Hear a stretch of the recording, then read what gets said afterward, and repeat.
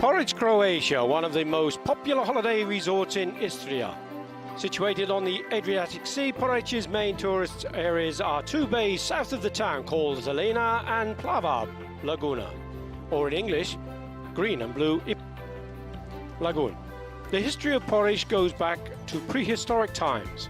Originally called Pikuji, Porridge was home to the Illyrian tribe called the Istri, which is where the name Istria comes from. Welcome to Porridge, Croatia, for the 56th Senior European Karate Championships. Our program comes to you live from the Zatika Sports Centre and is being broadcast on TV networks around the world and live streamed on Karate World TV. I'm Billy Brennan, and joining me to provide you with live commentary for all of the action is former triple world champion, member of the Athletes Commission, the incredible Luca Valdesi. Luca. Hello. Thank you to everybody. For me, it's a big honor to be here.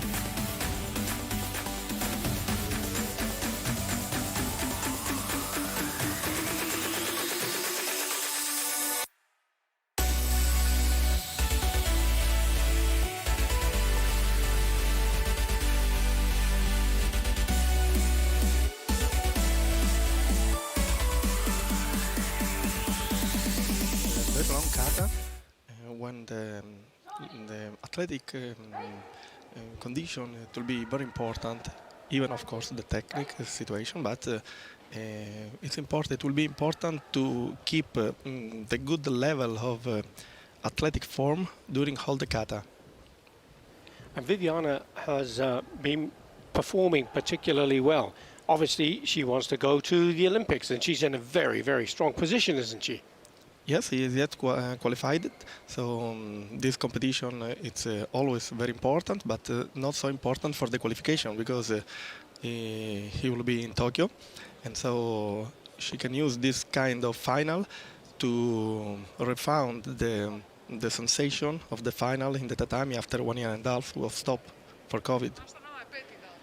Well, many of these athletes have been competing in the last two Premier Leagues, the first being in Istanbul and the second in Lisbon just recently, and the standard they've maintained has been quite remarkable, Luca. How they've managed to do this in such a difficult situation. In this moment, the motivation is very, very high because we are very close to our goal to go to the Olympic Games. So I think that the motivation was the strongest things to going forward in this moment.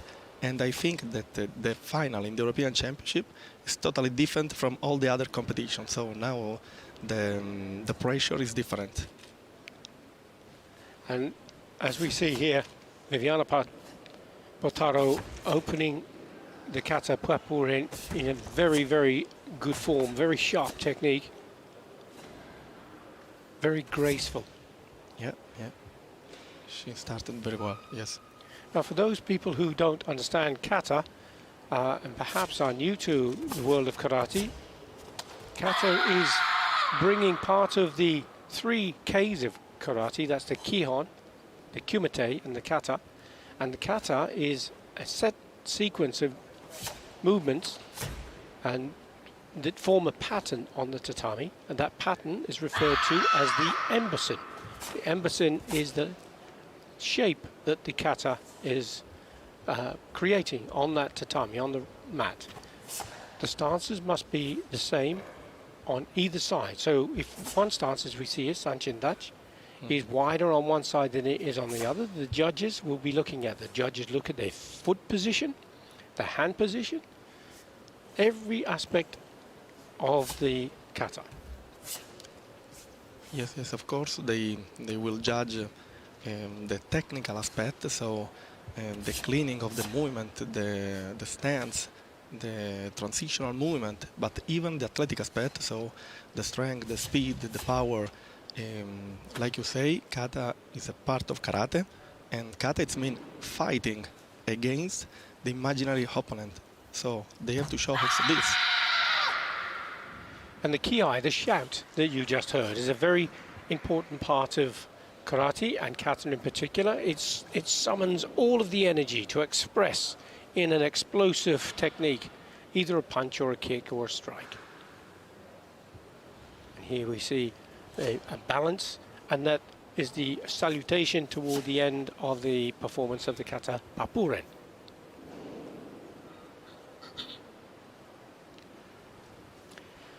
So, Luca, were you pleased with the performance from Viviana Bottaro? I like it. I like it. She's coming from a very difficult way, and this is the first very important championship for her after an injury, and she took the tatami very well, with a good personality, good techniques, and power. Now we'll see what Alexandra Ferracci will do. Well, there are 7 judges seated alongside the tatami, and the noise that you heard, the beep, was where the scores were put into the computer. Those 7 judges have a tablet, and they give a score for athletic performance and also for technical performance.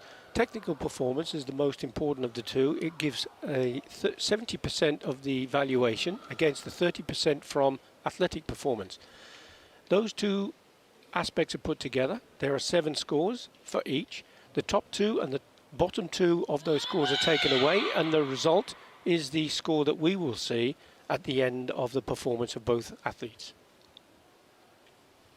So the choice of kata from Alexandra Ferracci is also papuren, so you viewers at home would be able to make a direct comparison one with the other.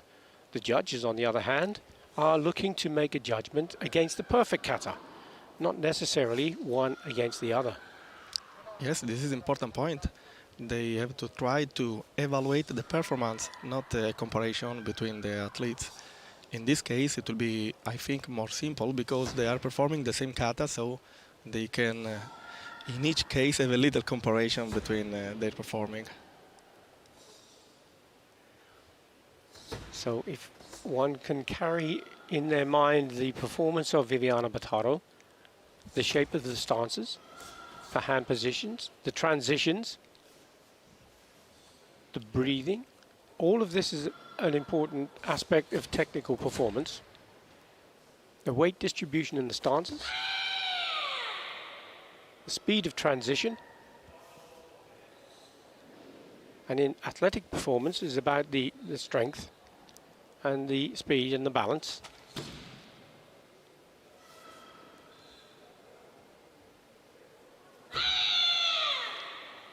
I think it's worth noting that athletes are allowed slight variation. They cannot, for example, change a kick into a punch, but they can change a slight movement in the hand position, perhaps, but only slight. Yes, it's like an interpretation. So we saw that kata is also fighting. So I will try to find the best way to beat my opponent.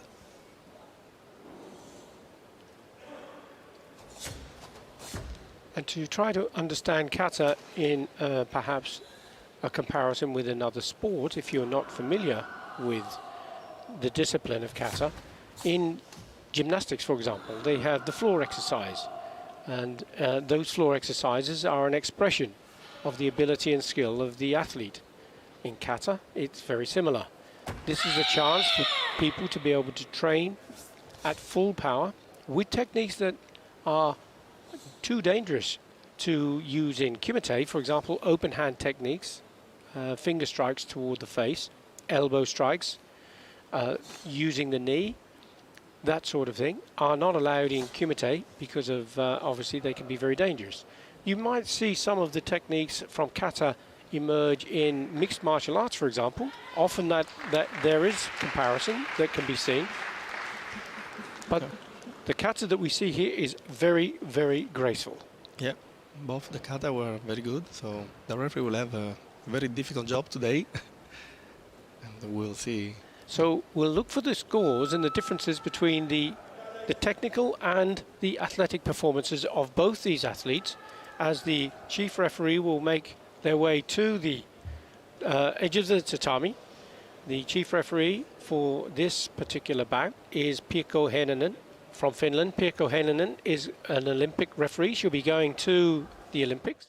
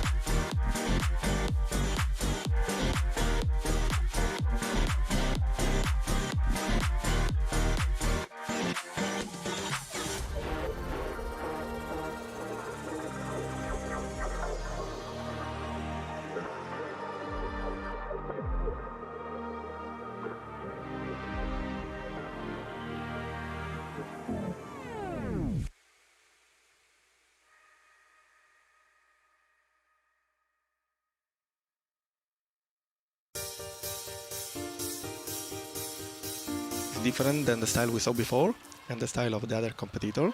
So it will be maybe a little bit more difficult for the evaluation of the referee, but they will follow the indication that in the rules about all the criteria, so it will be possible. So Jasmine Jutner will go first, and she'll be followed by Veronika Miskova. Veronika is also 28.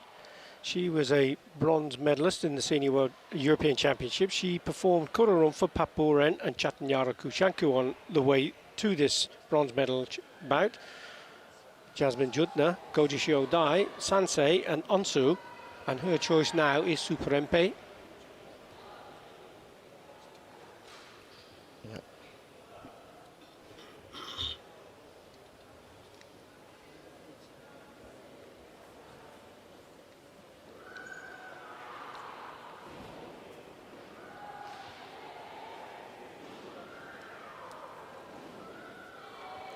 Jasmine was a member of the German team when they won the World Championships, beating Japan on one of those rare occasions when Japan didn't take a gold medal in the World Championships.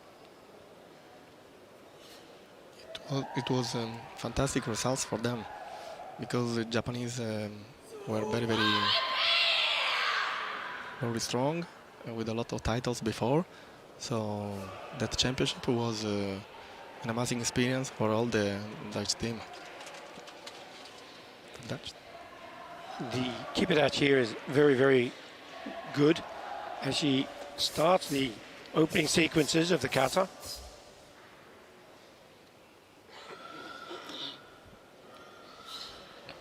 Very big determination from this athlete every time. She felt the fighting during all the movements. This is the Shotokan version of Super Impei that was done by Sensei Kanazawa. And it's not so usually to see this kata in the competition.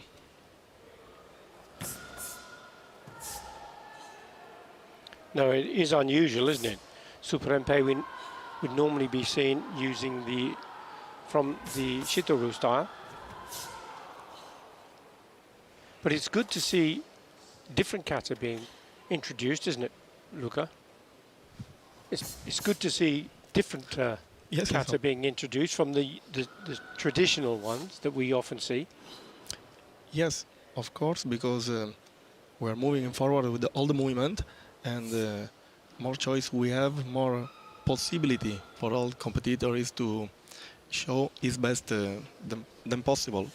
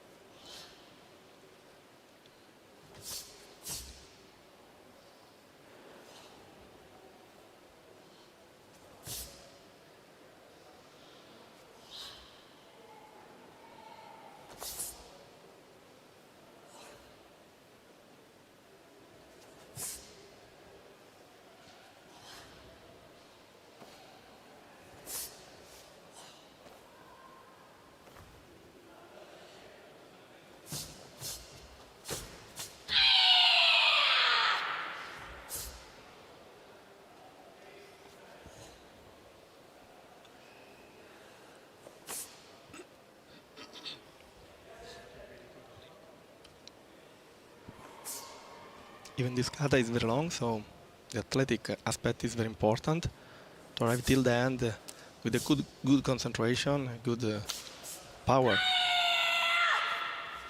There's a demonstration of that power with the ki. Yes. Imagine that in the end of the kata you have 2 kicks. In that moment you feel a little bit tired in your leg, so it's not so simple. Good performance. And the rhythm, the flow of the kata was good, wasn't it, Luca? Went from start to finish, really good. Yeah.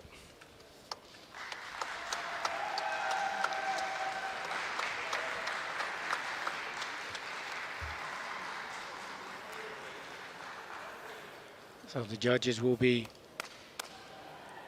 making their decisions. Those 7 judges do not speak with each other. They're completely independent, putting in the scores as they see it.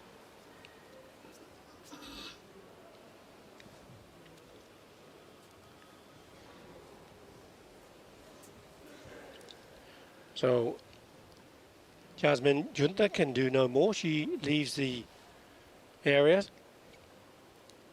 And Veronika Miskova makes her way to this starting position.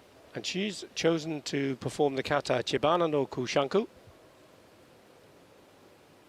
Even this kata is long and very dynamic kata.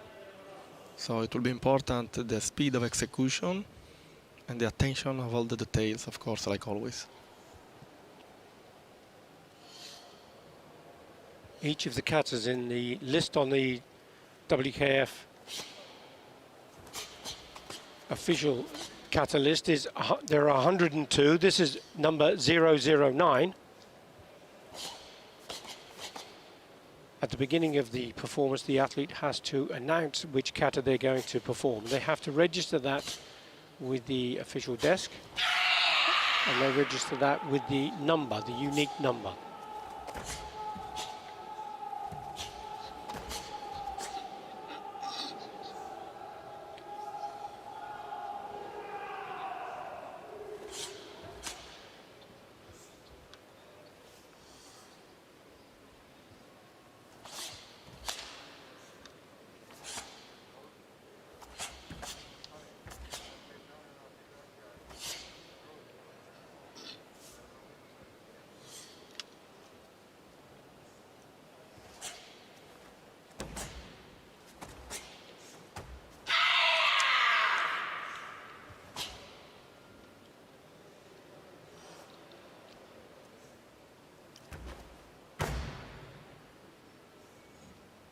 Good height in the jump.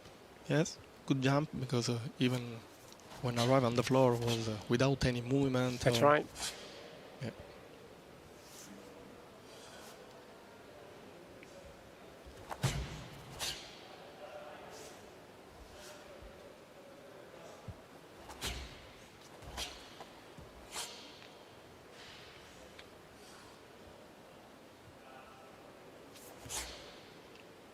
Now we end in the hand of this kata, but this part becomes very heavy because the energy used it's a lot. It's very intense, isn't it? Yeah.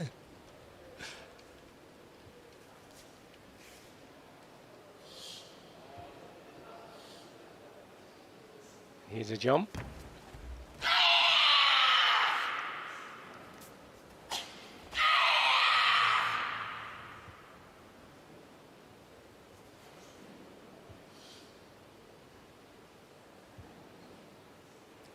Good.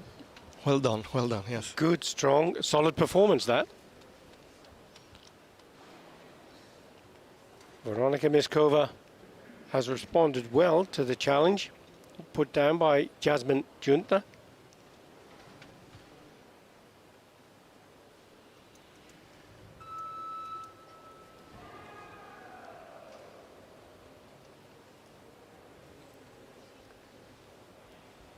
So we just await now the chief judge to go around as he does make his way.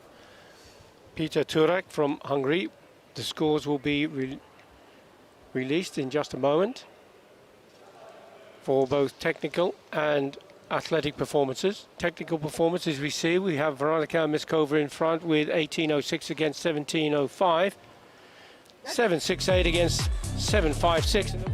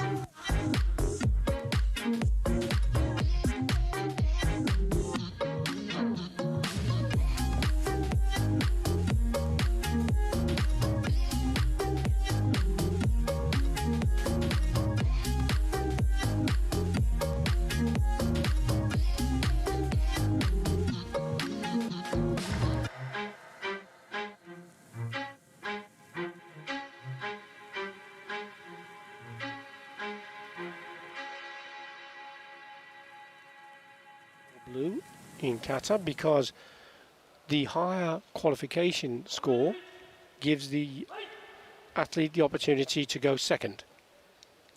And in this case, it was Ilya Shmogula. So Yuki Ujihara, he's chosen the kata Ohandai. Ohandai was really introduced in recent times from the current world champion, Ryo Kyuna from Japan. When he performed that, it was a surprise to many, many people. It's on a list, of course, and anybody can choose any of the katas, but when there are the usual kata performed time and time again, a lot of the athletes study the videos and YouTube and the World Karate TV in particular to copy the champions, and many people would have copied you, Luca, most definitely, all the way through your career, and still do, and use it as an example to teach Shotokan kata. Yes, this happened. I don't like too much this way to learn the kata or to improve the kata because for all my life I was followed by my senseis, my father, and we studied together to understand the meaning, to reach the best way to perform in the kata, to improve the technical and athletes and criteria aspect. So you can look the kata by YouTube, but from there you will miss a lot of indication that are very important for performing a good kata. Well, I think it's fair to say that not everybody has the opportunity to get fantastic sensei. Yes, and some people may have to use YouTube, but it's unlikely that some of those people are going to replicate your 3 world titles as a result. So I do think you're right, obviously, that you need more than just copying. You need to understand, you need to train, you need to study, you need good tuition and excellent coaches. And of course, you have to have the skill and the mentality of a champion if you hope to become one. I totally agree with you. Totally agree. It's correct, 100%. In this match, we'll see 2 different age, so 2 different schools. The new one and not old because nobody's old here, but an athlete with a lot of experience. And that's right. Yes, and took the medal in the world final. So he has an experience that can help during this championship. Exactly.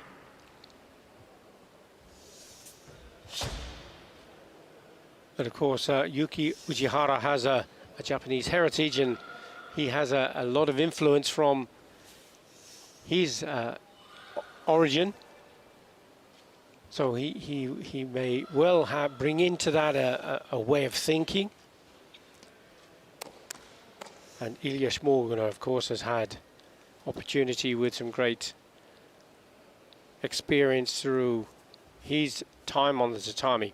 And we'll see how he throws down the gauntlet and follow this performance from this young 20-year-old from Switzerland. It was very good energy on the tatami. And you see on the shoulder of Ujihara the embroidery. The athletes can use a red or white embroidery on the shoulders, depending on what they've called, whether they've been in the draw red or blue. So the only exception is if you have a world champion in the World Championships who will wear a gold embroidery, or in the Karate One Premier League where the grand winners wear gold on their shoulders.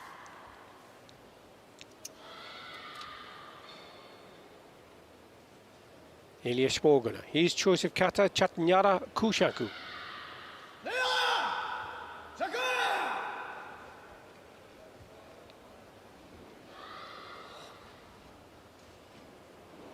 In my point of view, is one of his best kata.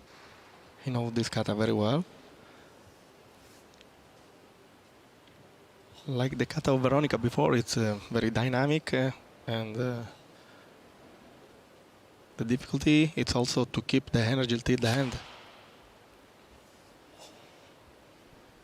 And just to look at the opening stance was Hachichi Dachi. It's a wide standing stance, and then you can go into demonstrating Zenkotsu Dachi, Keikotsu Dachi. All of these have names in the Japanese system, and they're used in sparring, in fighting. For example, transferring the weight back to deliver a maigeri as a defensive kick in Keikotsu Dachi. Sorry, in Nikawashi Dachi, beg your pardon, Nikawashi Dachi, as you saw here. Yeah.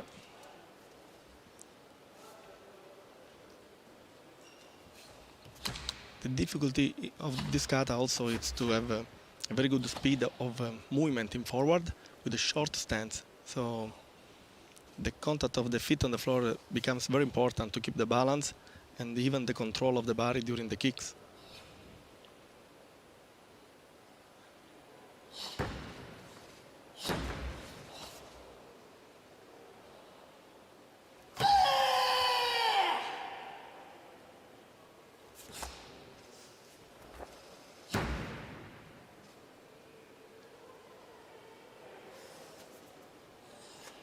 Performing well. You can see the line on the mats, and you can use that as a kind of grid to compare the stances and the positions of the feet in relation to the 1 meter squares on the tatami.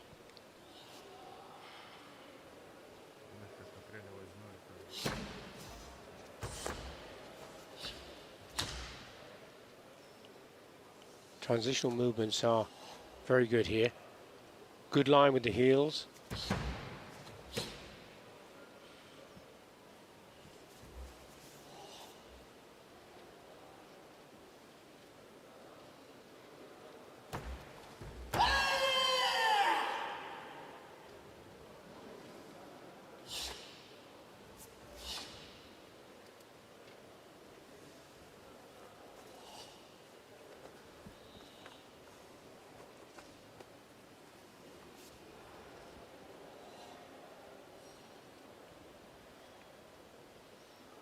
Well done.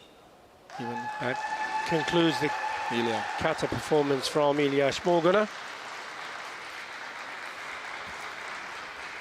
So two very different katas, Ohandai from Yuki Ujihara, Chatanyara Kushanku from Ilya Smorguna. Yes, yes. Different, even the interpretation of the kata.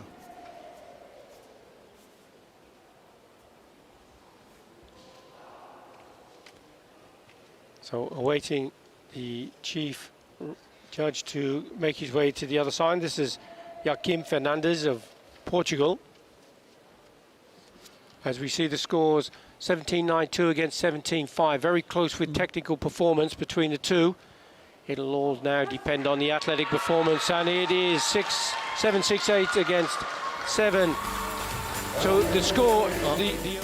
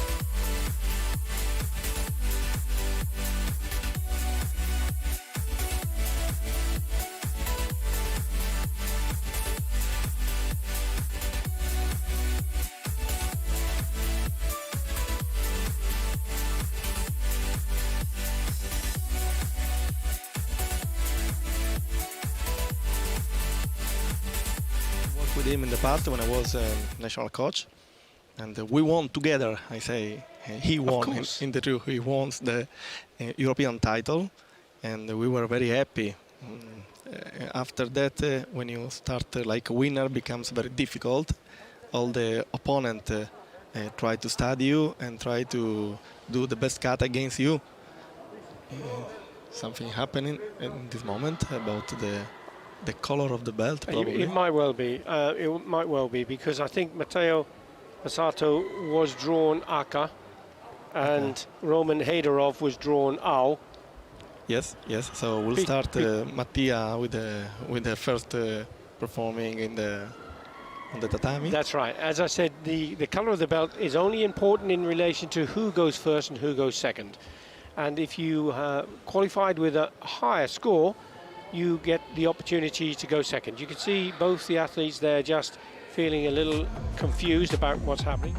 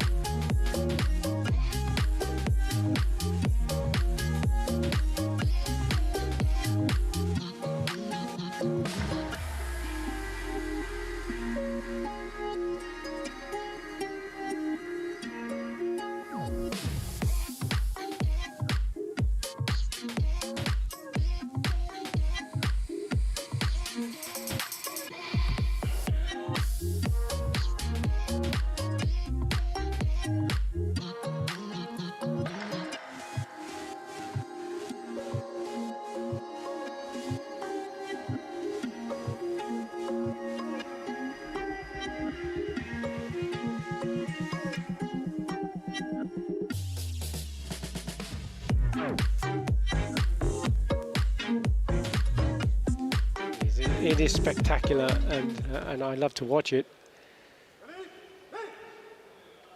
particularly when you were performing it, the explosiveness in those Jodan Yoko Geris, absolutely fantastic. Really, really strong. Thank you. Thank you, yes. And not so many are able to replicate that, it has to be said. And Gankaku is the choice of kata from Roman Heiderhoff. So you'll be able to see exactly, and perhaps have a look at a video of Luca Valdesi performing the same kata. He will do a very, very good kata, I'm sure. Yes. Because like I told you before, both of them are very, very good athletes. Mattia is yet in the Olympic Games.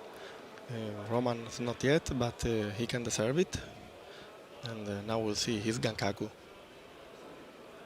So watch out for the balance points in the kata, Gankaku, where they have to stand on one foot, bring the hands over, drop onto the weight onto the supporting leg, and then drive in a high side kick. And there are 4 of those.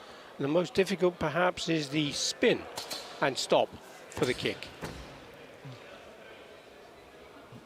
Started very, very fast, very strong, but not so perfectly, like technique. The balance.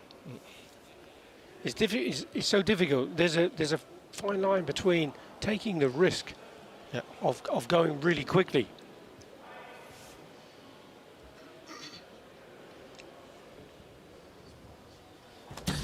He seems to have settled in quite well.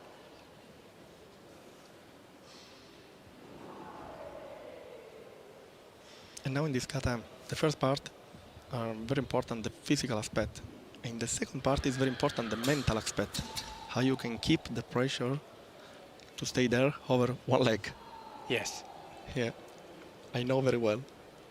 And holding here, making sure that ankle on the support leg. That was a good Yoko Geri.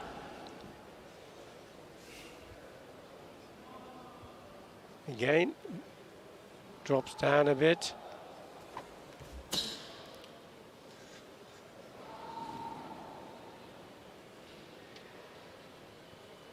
That foot should come in one movement into position.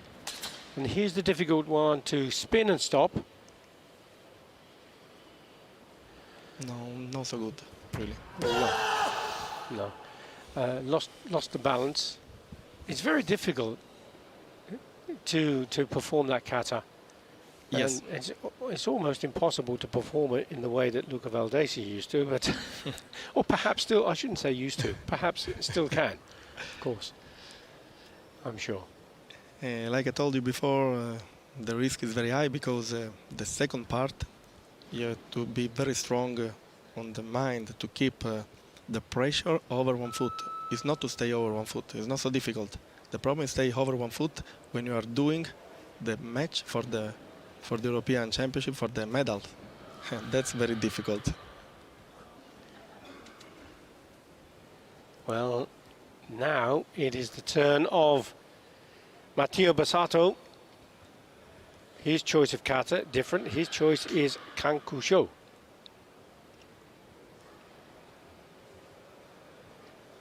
Another great Shotokan kata. Yes, also this is a nice kata with a lot of spectacular part. High kick, 2 jumps, so very good. And Matteo does get really good height with the jumps. The opening sequence very fast. And he shows the block, which is good. Sometimes people try to do the punch so fast they don't complete the technique properly. That isn't the situation here.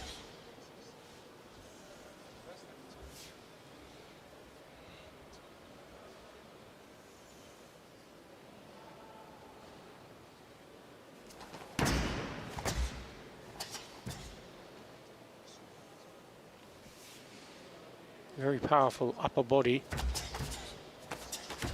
Even good control of the legs. And good transition, wasn't there? Yeah. From one stance to another. He's one of the jumps coming up. Good landing. Yes, very good, very nice.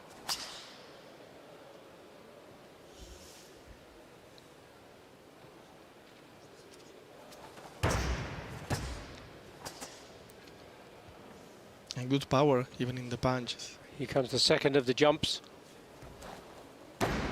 Great landing. Did very well. Just watch the back foot. Does it stay? Just pops up a bit.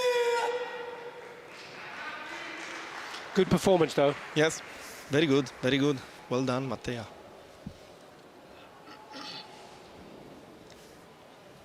I think that in this case we can try to say who will be the winner before to see the, the results. Well, I think you can, Luca, but I don't think it's appropriate for me to.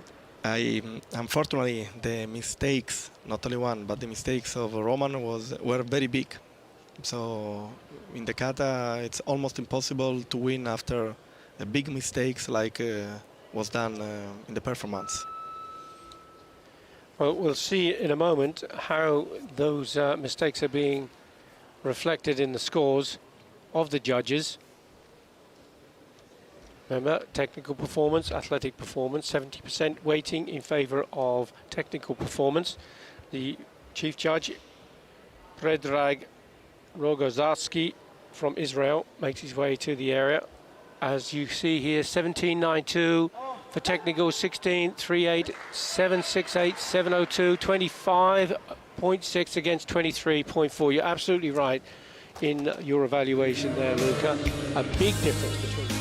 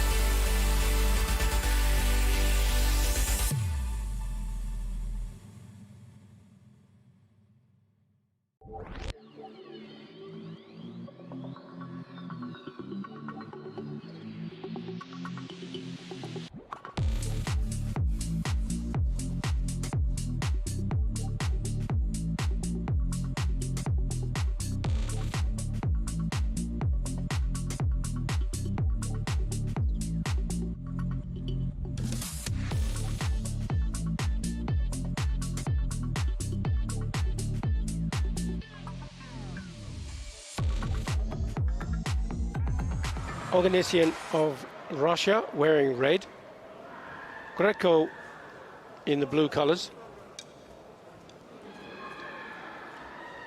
3-minute bouts.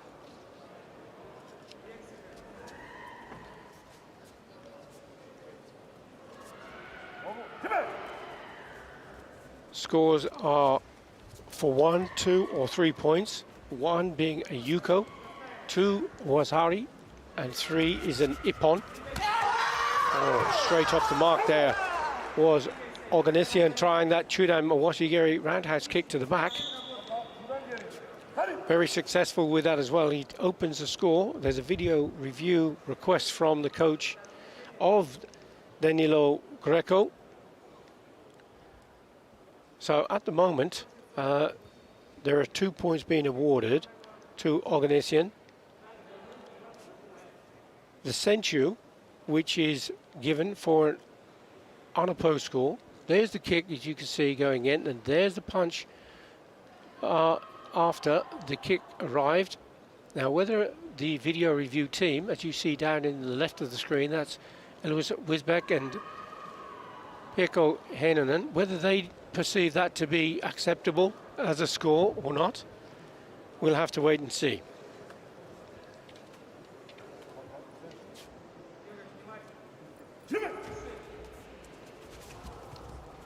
So we're back into the action, and the score of 2 points has been given. The senchu has also been given, so there's no score for Greco. They decided not to go for them. If I can just introduce to you our commentator for this session. And this is a former world team and individual champion, fantastic fighter, the director for the French national team, technical director, Gilles Cherdou. Well, Gilles, it's great to see you. Thank you very much indeed for coming to share your expertise with us. Thank you, Billy. Hello, everybody.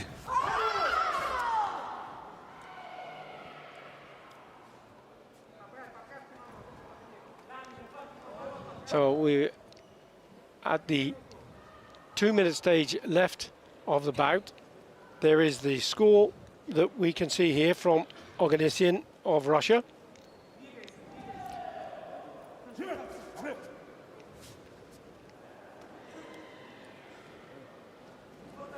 The referee for the bout, Bobby Bodinovsky of North Macedonia. Chudan Mawashi attempt there from Greco.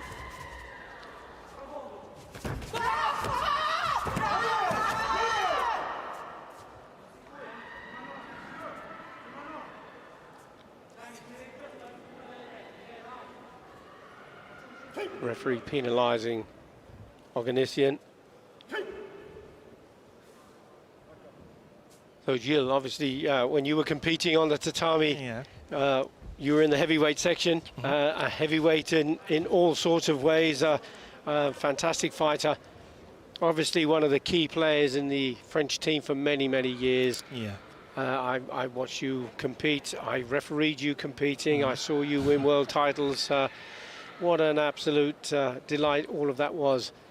But you're still active, you're still involved, you're still leading. Yeah, I'm working for the French Federation, and now it's a pleasure for me to just have I'm manager of the French Technical Federation as a director, and we just have the responsibility now to prepare a team for the Olympic, and it's really, for me, it's a pleasure to do it because it's all my life. Karate is really a pleasure, and I appreciate to do. It's a pleasure for me. Exactly, and you're not just working for the National Federation of France, you're also a technical director on the European Technical Commission. You're right. Since 3 years, I'm working with with our friend in common, and the chairman, Michael Billman. As a chairman, and we also have some great competitors, former competitors. We're just taking care and just think about the technical issue, and it's a good job we do. We do, and will do, because I think that karate has to be a good show, and for competitors, for coaches, and for referee, it has to be a great moment, and we think and we work on it. And I can say that many of the recommendations that the technical team put together are implemented in the rules. We see those changes. The video review requests is one example of it. The senchu is another example of it, and it's great. How are these ideas fed into the commission? Who gives them the ideas? The idea, we think, we exchange, and we have a lot of relationship exchange by phone, by message, by email, and by meeting. And we just test for our ideas before just put them write them and propose them to the commission. And we are 5 in the commission: technicals, kata, and committee, and it could be coming from everybody. Since it's a good idea, we discuss on it. We just have some new proposals, and after it's became reality, as you say. Exactly.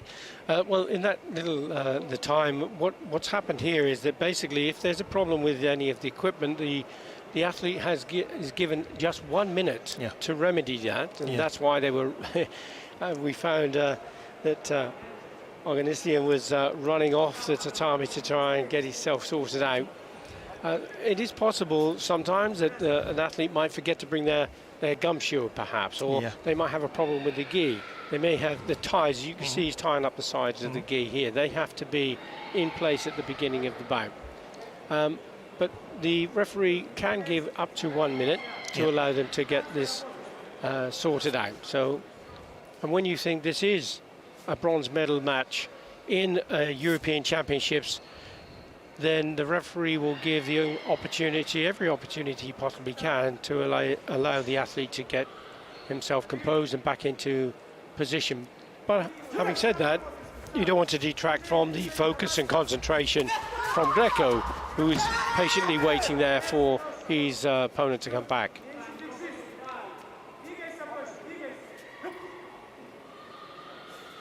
And what a way to come back. Straight away, Organisian from Russia takes another Yuko. 3-0 he leads, and he has the senchu advantage.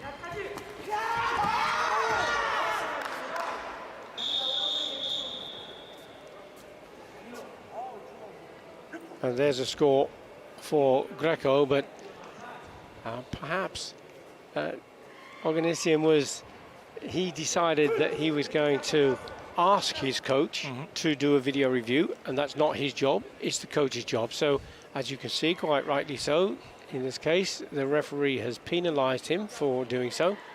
Whether he scores or whether he doesn't, he has received a warning in category 2. And that's the kick that he's claiming was a score. Now he's leaning back, the kick has gone up, but whether it had good form or not will be determined by the video review team. And there's of course a fine line between having the correct balance to make it a valid score, putting it on target. And certainly it seems the foot reached the face, but whether it was good form, whether the balance was correct, we'll find out in just a moment. You'll either see a red or a green card. It was a green card. Now, in this situation, Gilles, it was the decision of the fighter to call for the card, and he was right. It did cost him a warning. He's now on Hansoku Chui category 2. So what's your view as a fighter, as a coach? Should the athlete be able to call for a video review? Usually, as you say, it's not his job. But I can understand that when one athlete is sure about his technique, and even the coach and the referees didn't see the technique, that he could just make a sign, but it's prohibited. But I can understand that it be possible, because it's so important. Every point is so important that it's normal that the athlete asks for it to his coach. But we are to respect the rules. And Exactly. just apply Well, in them. this case, we can see the Gazamazuki, the front hand punch. Now, whether that had correct distance, because it was a long way off, in this case, it was rejected and it's no score. So it is difficult. I mean, I guess if you were playing tennis, the players can call for a line call, can't they? So it is possible in some sport for the player to ask for a video review. So I have mixed views about it. Obviously, there are safety implications. But if it were, for example, the athlete were to, bow and kind of respectfully ask for the video review, when there is a lull in the match, there's no danger in that. That's not. And it could be, I can understand that it will be possible because if it's true and he is sure of his decision, that he could just make a sign to ask for the video. It's a natural reaction because we are in a third final of European Championship, and this moment is so important. Of course. And if he's wrong, then it's only his fault or her fault. Or her fault. Yeah. But anyway, we have a massive score in the lead with 7 points to 1. Yeah. From Yurik Oganessian of Russia. He's just 18 years of age, but he's so full of confidence, isn't he, Jill? Yeah, he is, and so young, and that's the future. And this kind of athletes are so benefit to our sport. And Russia, that was a magical. So fast. He's wasn't so he? fast. Really, really quick. Perfect control. 8 points to 1. He now leads. He has the century advantage. One more point will create an 8 differential. If that were the case, the match will be stopped at that. Looks like though he's going to get another one. That's 9-1. The match is now over. That was a decisive win, wasn't it, from this youngster?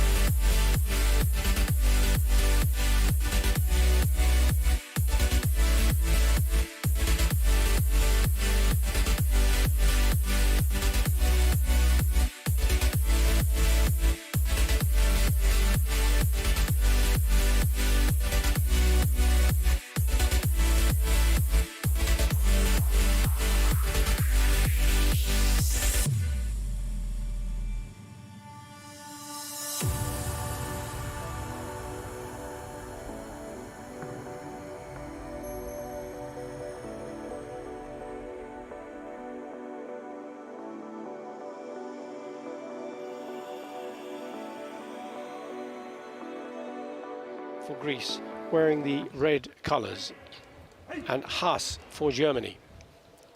Referee for the bout is Darko Zaric of Slovenia.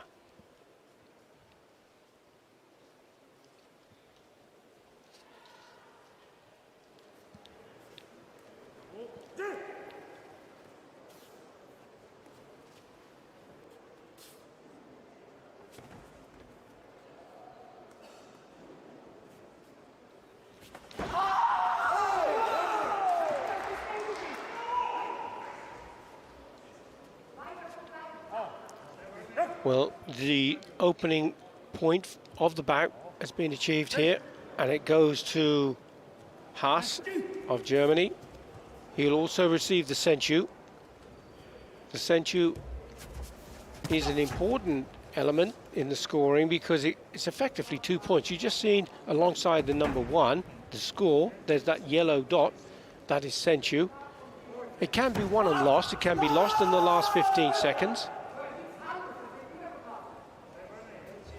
And that can have an impact on the strategies of the fighters, because if it were 1-1, for example, and in the last 15 seconds, you'll see the fighter without senchu putting as much pressure as they possibly can on their opponent to either score or to have the senchu taken away through a forced error. Oh, wow, that was so close, wasn't it, Gilles? Yeah, it was, That but it just hooking kick. You can see just Zenos just wiping his face, and there's a Gazamazuki. These youngsters are like lightning, aren't they?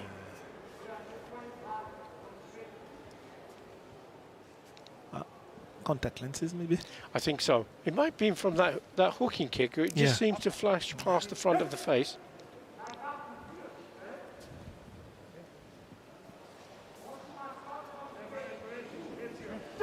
So Florian Haas has received his point. Christoph Zanos has also got his point, so it's 1 each, and the only difference is that senchu, the yellow dot in the scoreboard.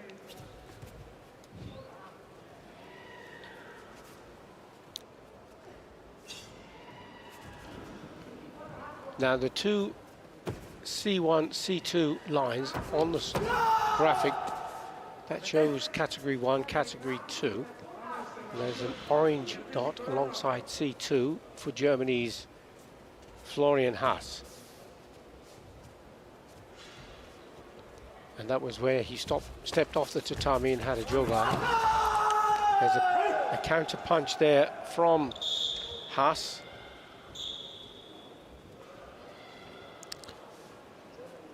And there's a video review request from the coach of Florian Haas. Now, just before he stepped off the tatami, he did put in a punch.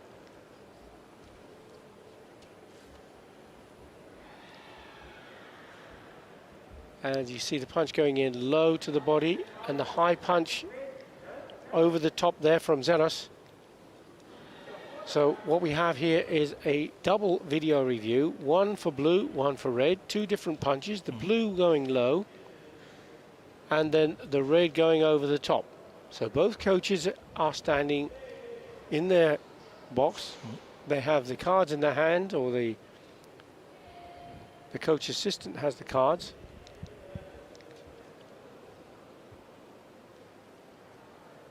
You see the punch going in low. Now, whether he maintained balance and the punch going in over the top, but the referee video review team has decided that neither of the techniques were good enough to score a point.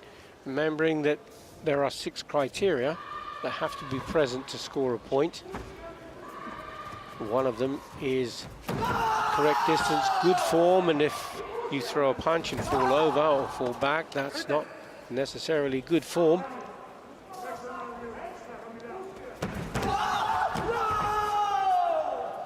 Haas most definitely is trying to stand his ground with those counter punches. Tried a double Mawashigeri, double round kick. Azanas using his strength of that one arm to take Haas down to the tatami. He's going to be penalized for holding though. Technique must be immediate.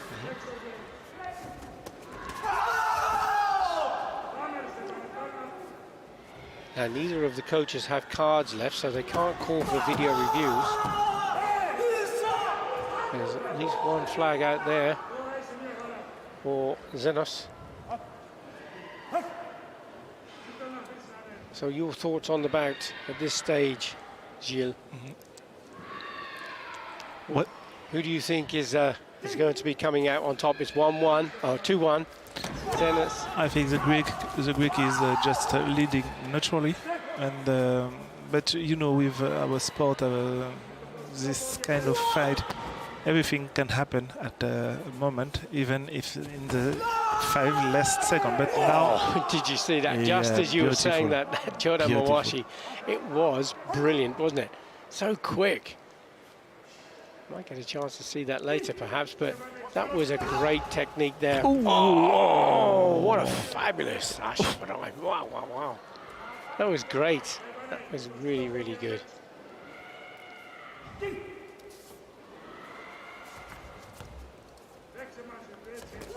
Oh, the heel kick there. It came up so fast. But whether it was a bit too deep is difficult to see.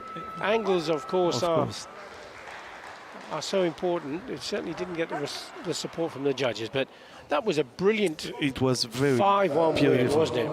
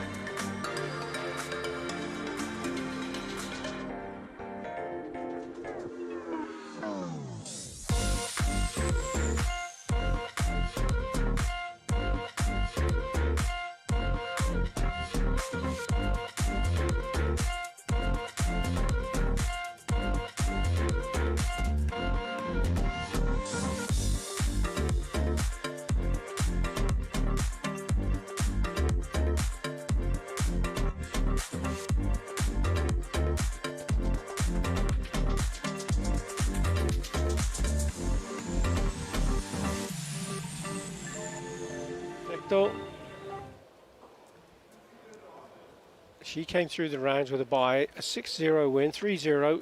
She lost by 5 points and then came back in the repechage with a massive 10-0 win. So she can score points, that's for sure, Gilles. Yeah, for sure.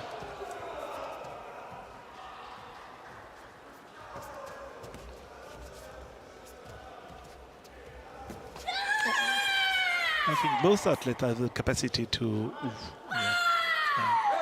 you know, it's a beautiful technique. We really didn't see it, but now the opponent of Alexander is KO, body KO. Yes, she's been hit hard there. The referee just checking with the athlete to see if she needs any assistance from the doctors. Referee being Zoltan Orban of Hungary.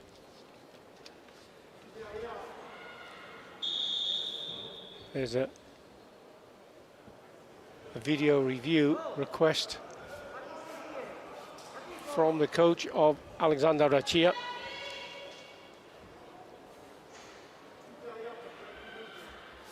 And the whistle you heard was from Kansa Oliver Baldry, very, very experienced French coach, and obviously one of your teammates from your fighting days, Gilles. Yeah. It was a young generation and really brilliant as a fighter. And now he's naturally coach and a brilliant coach too. So we see here a point going to both sides. So no senju awarded, because to get a senju it must be an unopposed score.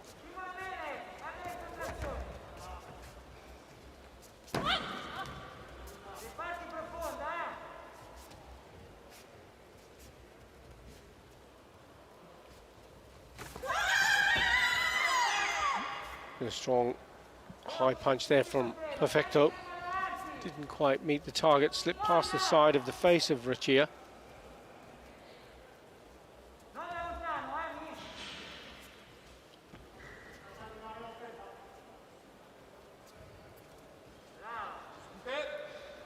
Rachia was out of action for a while. She had an injury, didn't she? Yeah, she had, and now she's coming back. She did everything to be in good shape. And it's not the perfect health, but she is okay, and she could have her chances for the future.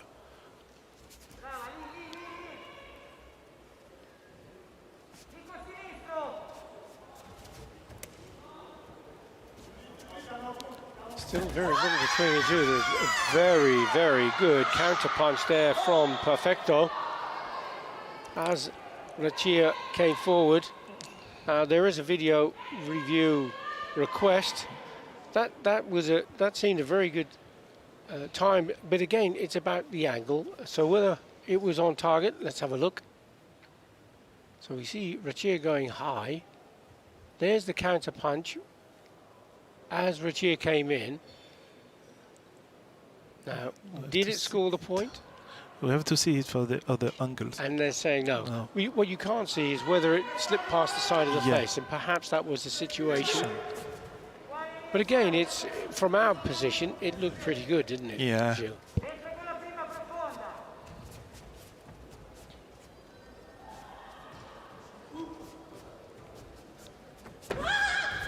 Once more, Perfecto tries to go high with the front hand punch, the Gazamazuki, that jabbing front hand.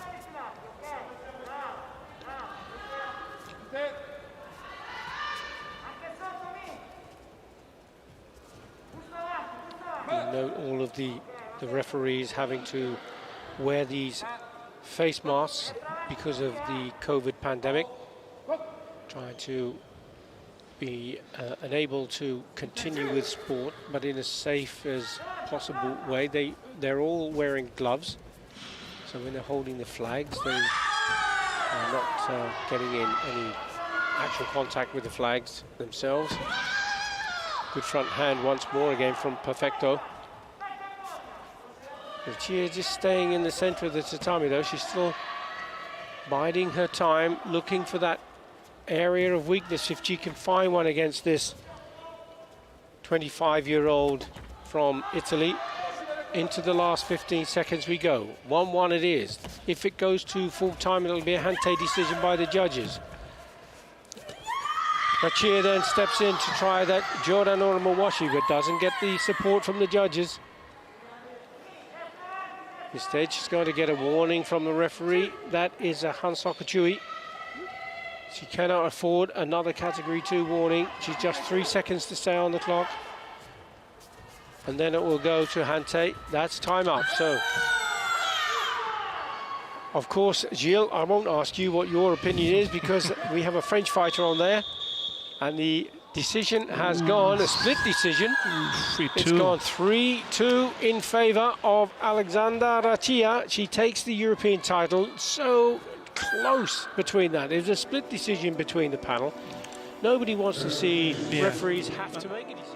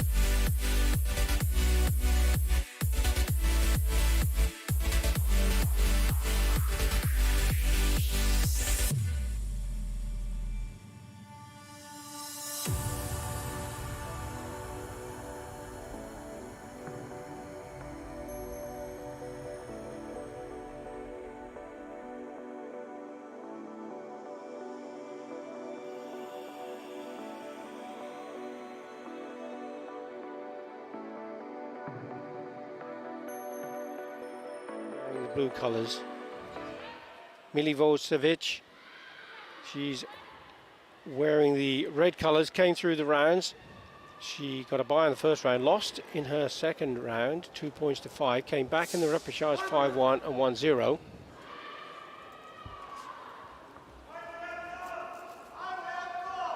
Krajva, her way into this bronze medal challenge was 2-0, 1-0, 4-3, and she lost 5-0 in the semi-final, and that was against setup Oselek. Oselek, of course, is the grand winner from the Karate One Premier League. Oselek is also looking to go to the Olympics. She's number 1 in Olympic standing, so to lose against her was no disgrace at all from Krajva. European champion in 2017 as a senior.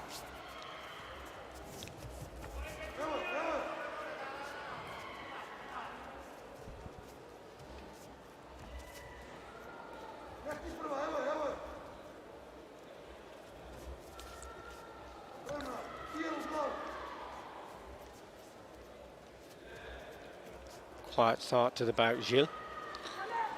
You know, it's strategic, and it's often the same that there's a time of observation. They have to just feel what the opponent is doing, what is acting, and wait for the right moment to have an attack or just make a technique, a red technique. But you know, it's important for us to have this time, and we have to just think about the possibility to delay the penalty, because it's really important. It is good for the referee to encourage. Yes, as you saw there, the referee giving the opportunity for the fighters to get engaged in it.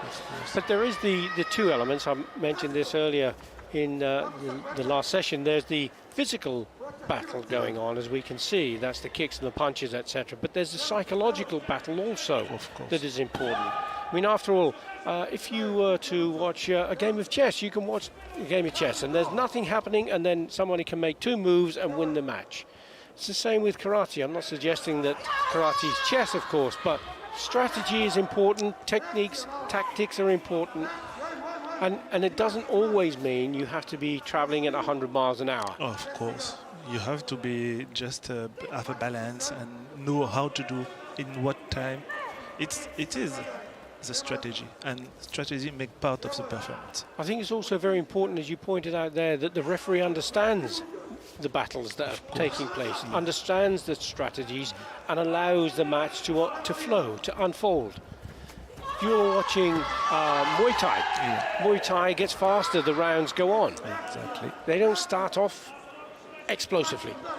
Boxing's the same thing. They can go over 5, 6, 7, 8, 10, 15 rounds. It used to be, of course, but they don't start off necessarily. Of course they do sometimes. I mean, it's an explosive. But sometimes they're testing. It depends on their knowledge of the opponent, the quality of the opponent, and they can cancel each other out, can't they? Right. You're right, Billy. And we have to respect the rhythm of the athlete. We respect it. I think that the spectacle will be better if you let the athletes engage themselves, not to for them to act and react.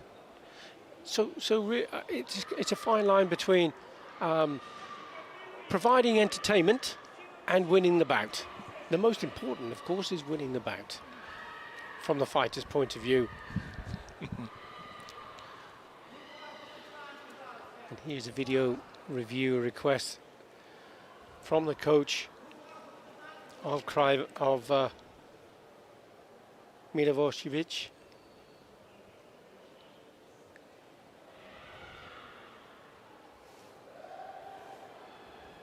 And the punch going in there, as you see. Now, was she in good form? Did she have good form? Was the punch too high?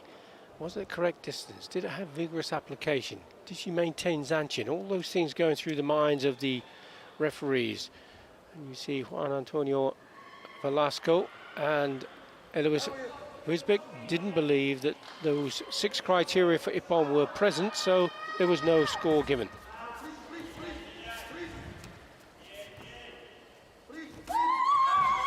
Milovosevic still maintains the lead though. She has that 1-point score. She also has the century advantage. 27 seconds left on the clock. Katerina Kriver, beg your pardon. Katerina Kriver is the one in the lead. She's wearing the blue. Milovosevic has all the work to do in this last 15 seconds. Oh, that was close.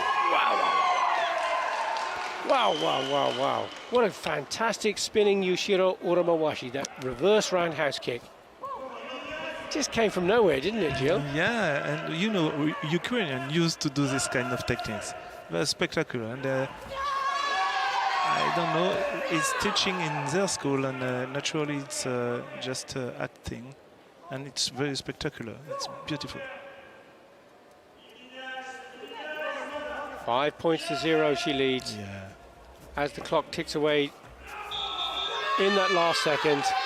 A great win, a great European bronze medal to Katerina Kriver.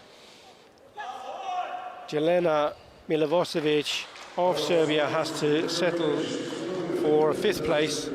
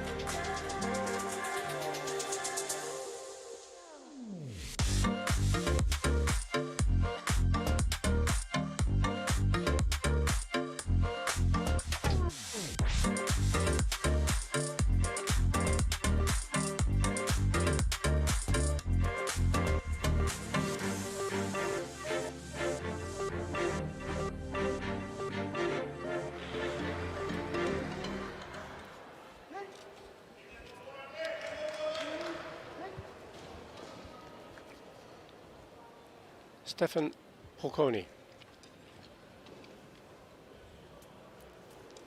Pocconi, as I say, going for his 3rd consecutive bronze medal. Referee for the bout, the longest serving World Karate Federation referee, 36 years. Jaap Schmol from the Netherlands has been a referee. One of the most experienced referees and one of the best referees I think the WKF has had. Of course, his son, René Schmol, was also a brilliant karateka, having won so many medals.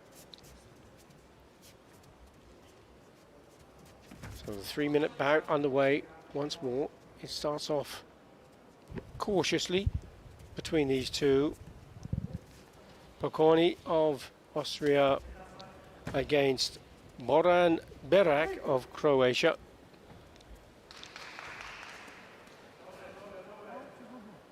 "45 seconds of the bout gone and no scores on the board at this moment in time, but both receive a penalty, a warning.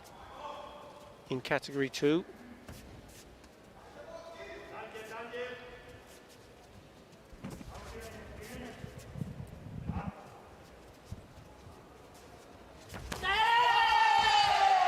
Good counter punch, Good, Gilles.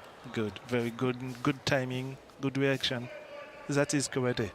Simple technique, right time.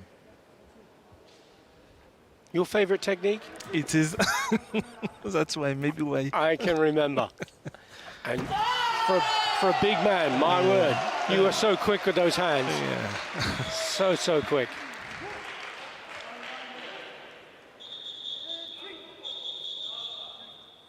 There was a score there The blue. for Berak, but at the same time, a video review request has come in for Bocconi. So at the moment, the scores are 1 each. There's the punch for Bocconi. You see it flashes past the ear. Yeah. And as I'd mentioned earlier in the other sessions, that it's difficult for the coaches. They're sitting lower down. They have a different perspective, so they obviously have a very difficult job to try to know when to put in a video request or not. And it's so important, because you lose your flag, you lose The card. the card. Yep. And after it could be really difficult.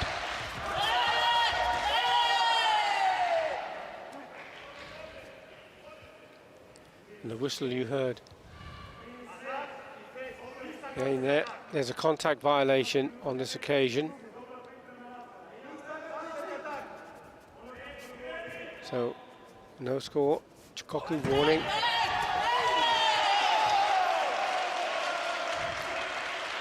There's certainly no love lost between these two on the tatami. They're both really going for it. Score is now 2-2, but I have to remind you, the Senchu is with Bocconi of Austria. So the yellow, there would normally be a yellow dot, but it's not on the graphic. It is now. No, yeah.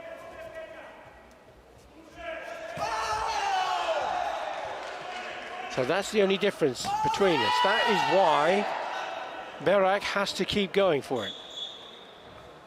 If we get to a 2-2 at the end of it, as it stands, the Senchu will make the difference, and that will give the win to Stefan Bocconi.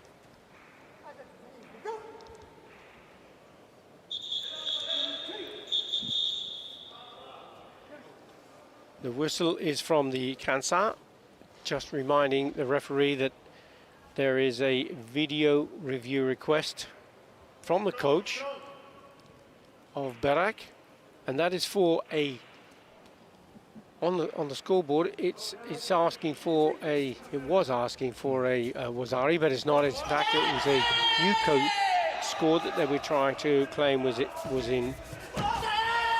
rejected though. So no video card, but there is a score that has been given to Bocconi. 3 points to 2, he leads. And of course, he has the Senchu. There's a warning, category 2.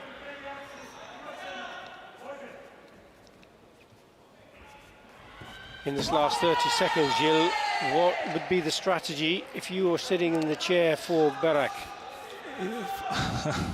What is, I don't know if there's a strategy, but for the one who lead, it's just to give the score, to get the score, and the one who is leaded just have to attack and make, I think, one point by point, and just close him in the corner and try to attack him as fast as possible.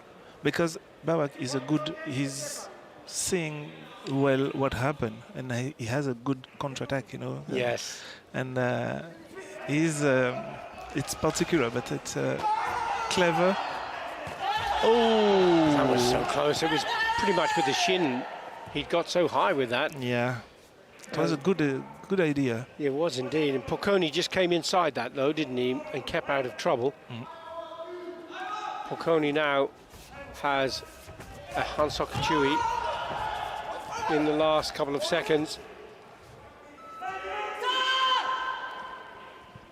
He takes the win, 3 points to 2.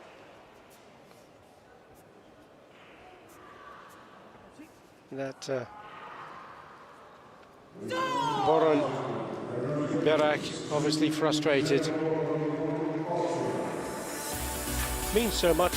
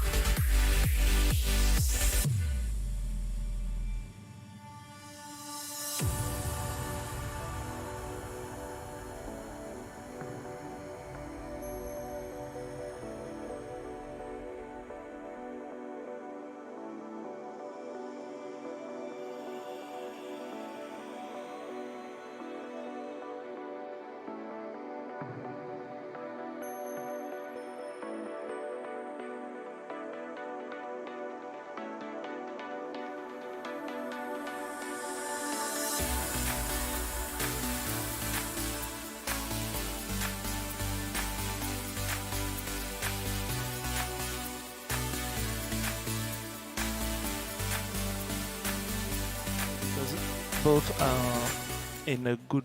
They are preparing for the Olympic Games, yeah. And European is, I think, making part of the preparation. But the one who win today, he will mark a good point for the future. Absolutely. Stamping his mark, as they say. Mm-hmm.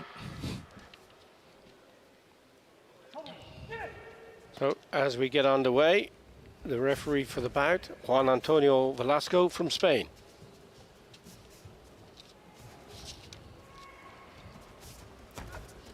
Juan Antonio is one of the referees selected for the Olympics in Tokyo.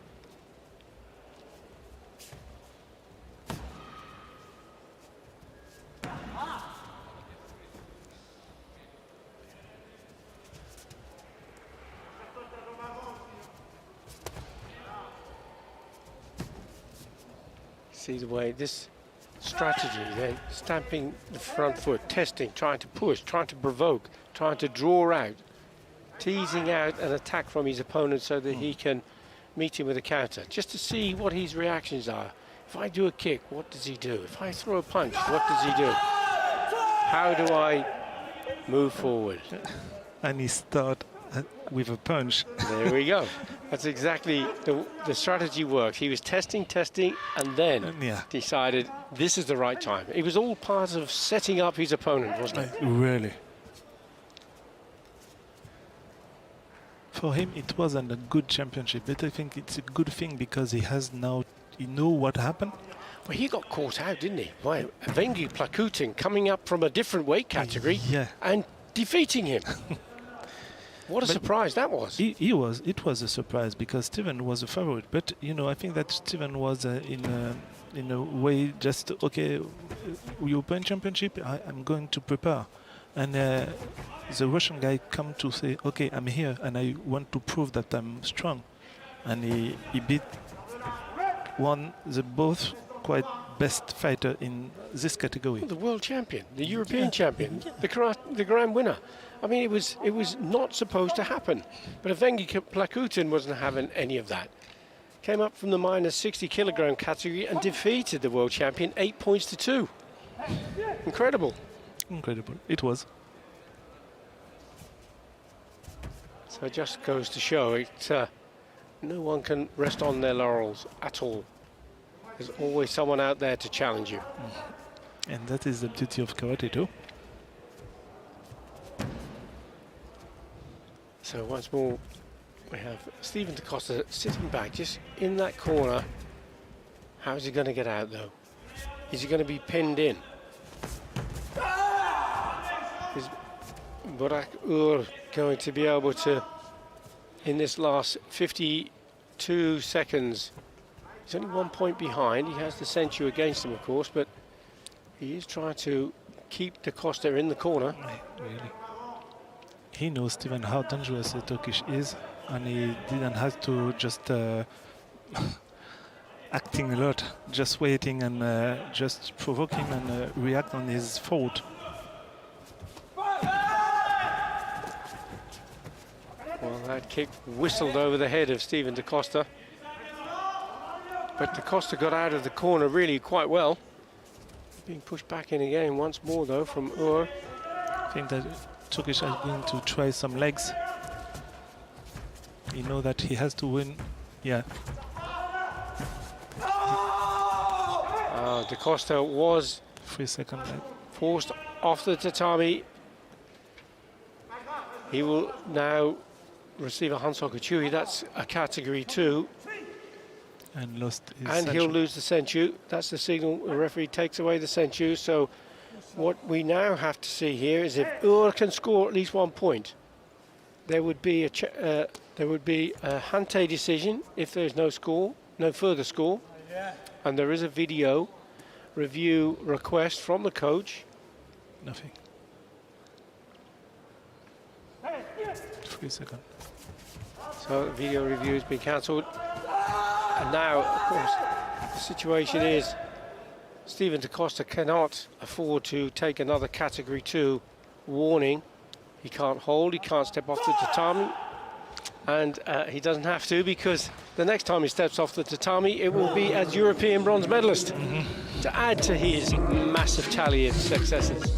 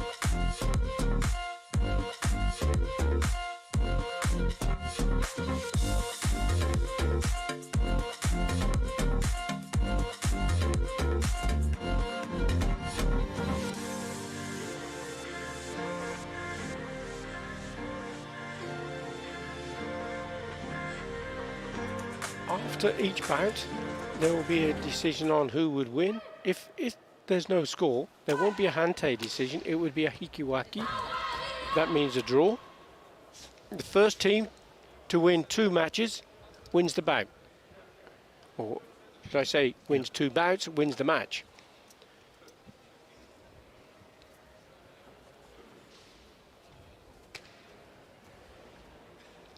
So, Italy wearing the blue colours.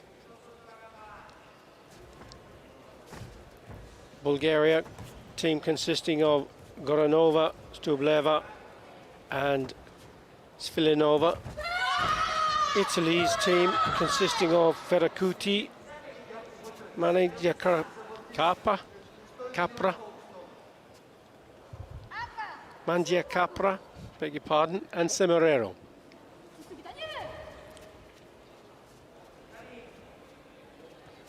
And this is number 1 out for Italy, Mangia Capra.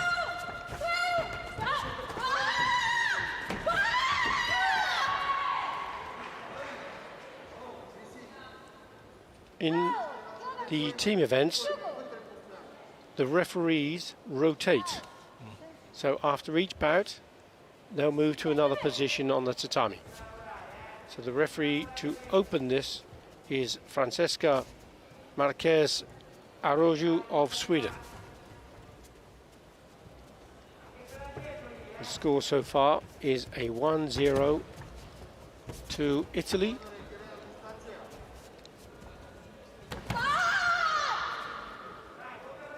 Strong history of Kumite successes in team, aren't they, Gilles? Yeah. Italy. Yeah. It's a great team, and from the history, you know, they have a good school and good students, good athletes.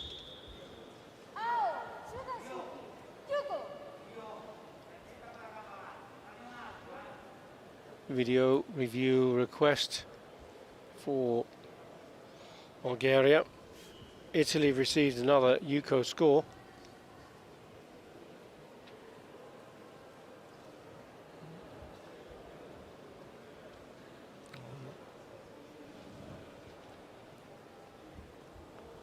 Oh, will it be successful?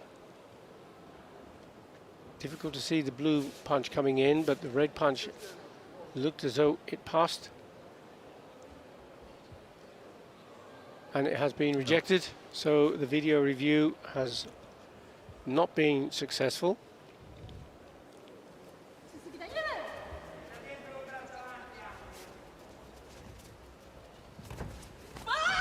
So Mangia Capra still leading the first bout for Italy. 2 points to 0.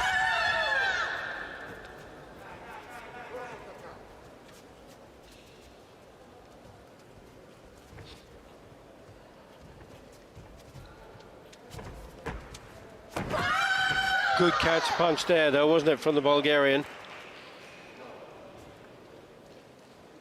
But it was not successful, and no chance of a video review. Another point to Italy, 3 points to 0. She leads.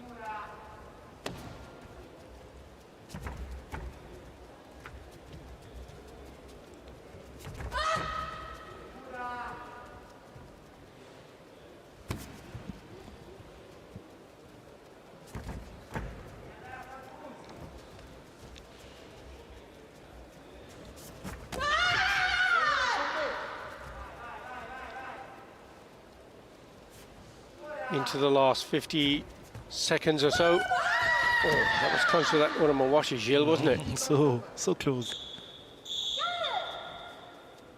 There is a video review. Interesting to see.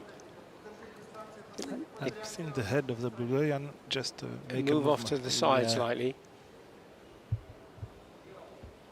In the background, the teammates waiting to come up. There's the kick going up. Yeah. It was very close, but the body moving backwards.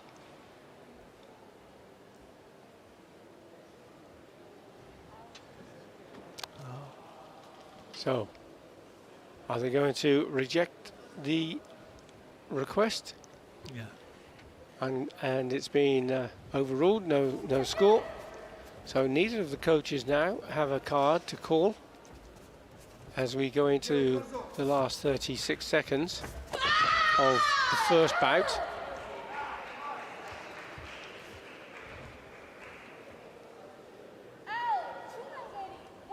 That was a successful score.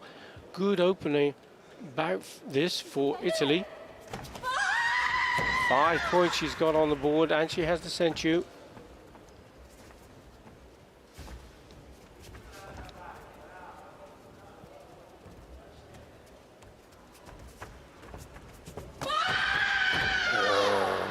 Very successful, wasn't she? That Chudan Mawashi. That's another 2 points to add to the tally. 7-0. One more score from the Italian and it will be all over if it's an 8-0 differential. And there, I think it will be 3 more points to add. It will be recorded 10-0. Fantastic win, that.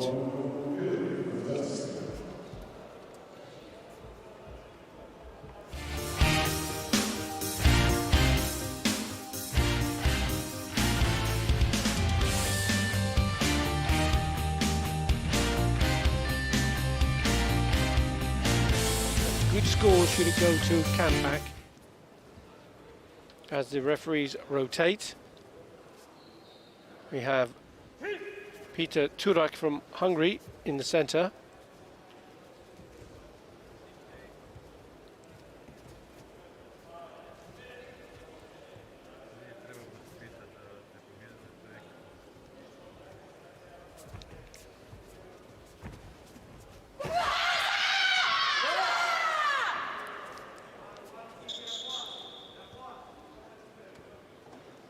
The video call for a review.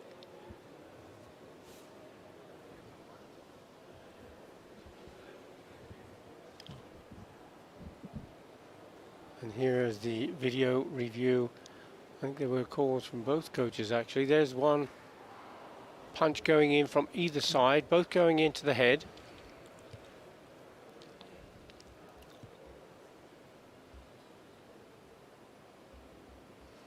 And both will be evaluated independently and then decisions made whether one or both or neither are successful.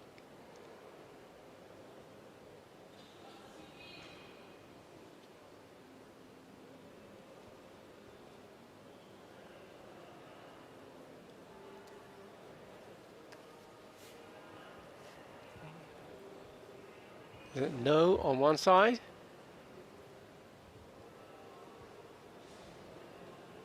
And a yes on the other. So Bulgaria does not get a successful call, but Italy adds a score and a senchu.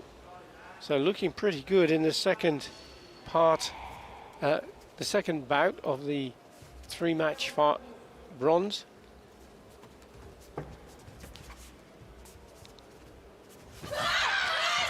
Fast counter punch again there from Semerero.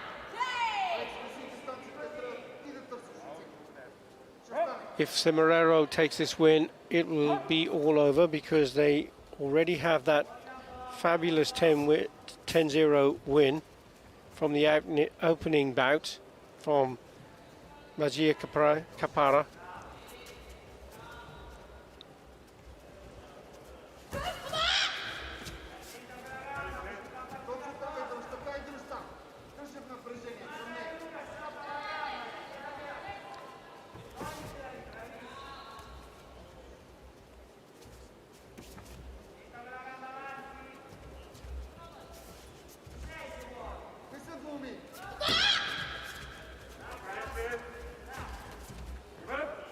phrase that wakarete it's a good thing, isn't it? It's a good thing, yeah, it is. It is because you know it's for the athletes to get their distance and still continue to fight.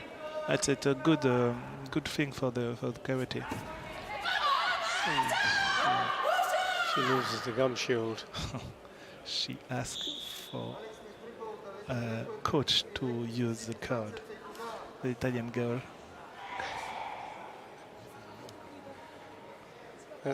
Maybe there is an injury. Oh yeah.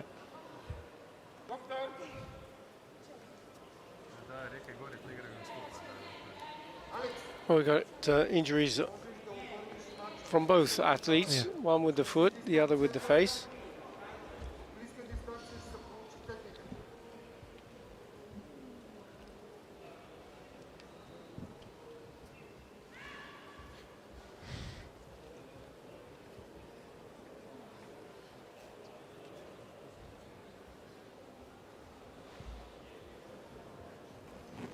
So from the technical commission, the technical... Oh, that was the Joanna Mawashi. Saw that one pop up there, where she lost the gum shield. There. Oh. She actually did a double Mawashi, didn't she? A double roundhouse kick. Yeah. And now whether she hurt her toe on the teeth or on the gum shield, I don't know, but certainly it happens so fast sometimes that you could not realize what happened. But at least there is the protection now, isn't there? And is part of the technical commission's area of work? Mm-hmm. Is it to look at protection of equipment, that sort of thing, to make recommendations, or what sort of input do you have for that? You know, we can have some advice about it, and but I think that we karate, there are gloves, there are protection, foot protection, everything, every part of the body is protected.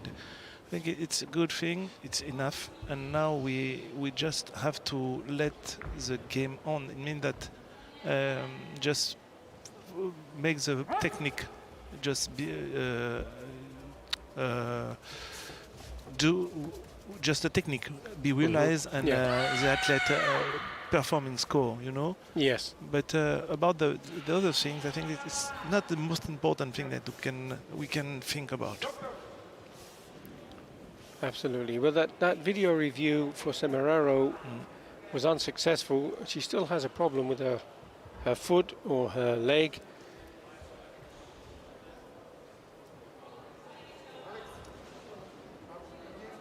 Difficult to tell what exactly was the issue there, but she certainly is in some discomfort.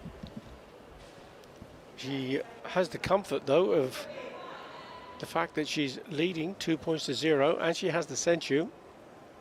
There's still 1 minute 21 seconds to go.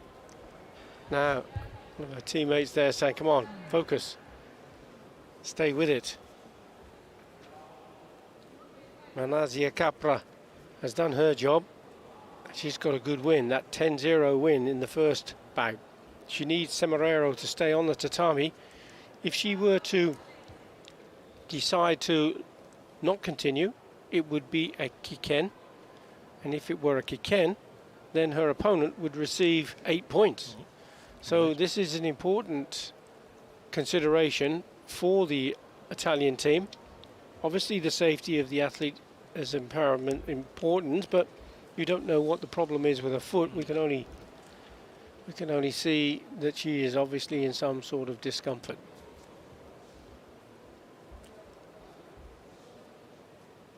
But we don't have anywhere near the injuries in the sport that we had in the good old bad old days. Time's gone by, things change. Yeah, things change. Hopefully, or not, but things change. Well, she certainly seems to be okay now. She's bouncing around. Maybe she had to tape up the toes or something. But with a minute still to go, Semeraro still looking fairly comfortable with the 2 points lead and the senchu. This is a must win or draw for Bulgaria if they want to stay in the bout, to stay in the match. But they've fallen behind again with another point.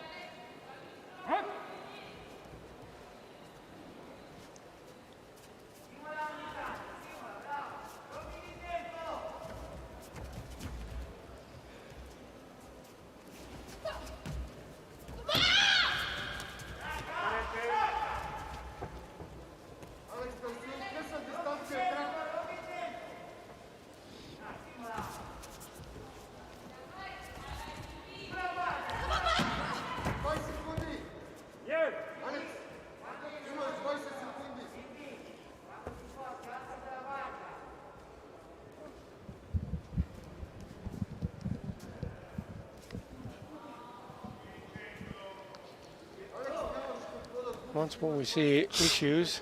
I don't know if it's going to be necessary to change the foot pad. No, it's really an injury. Well, it is a labour-intensive injury. There are 3 medics. There are 3 medics there.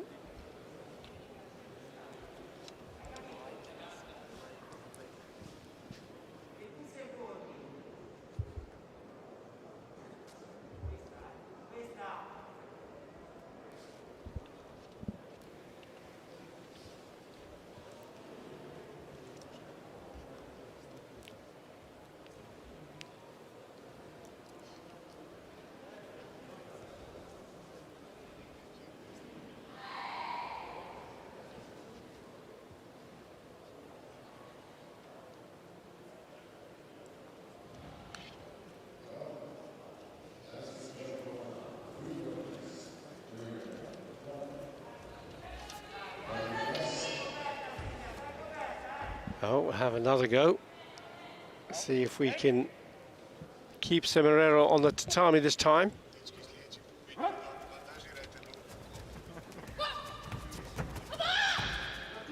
think it's more an issue of the dressing as opposed to the particular injury. I think it's a cut.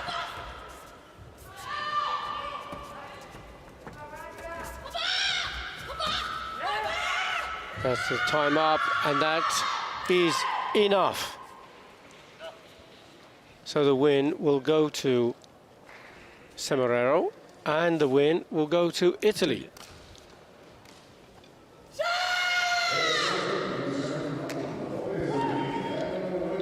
So that was a good 3-0 win.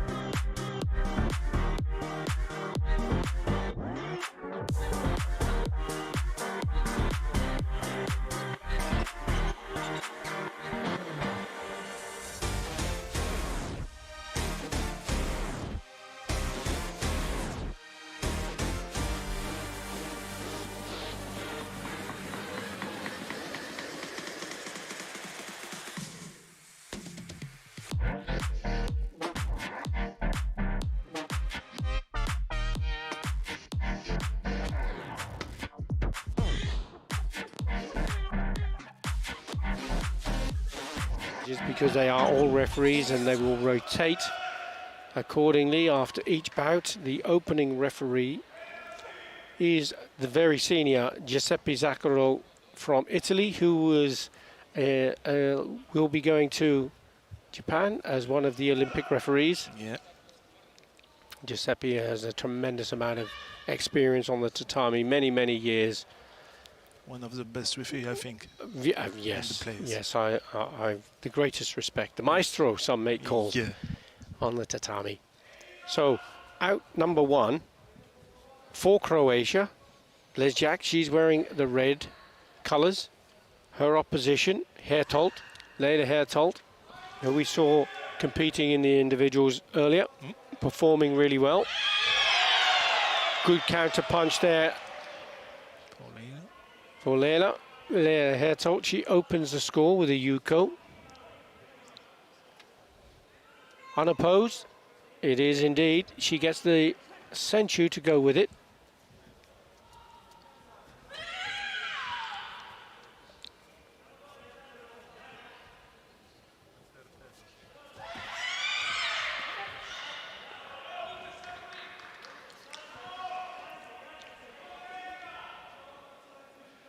This time it is a warning instead of a point.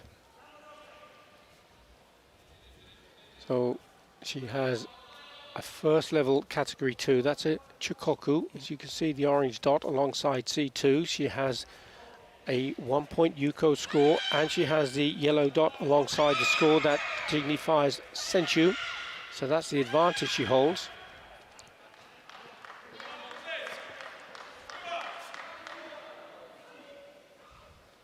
So Lesjak receiving a warning from the referee for holding on.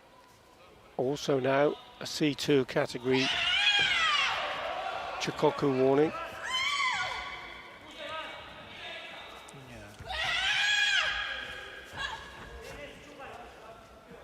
Big height advantage, hasn't she?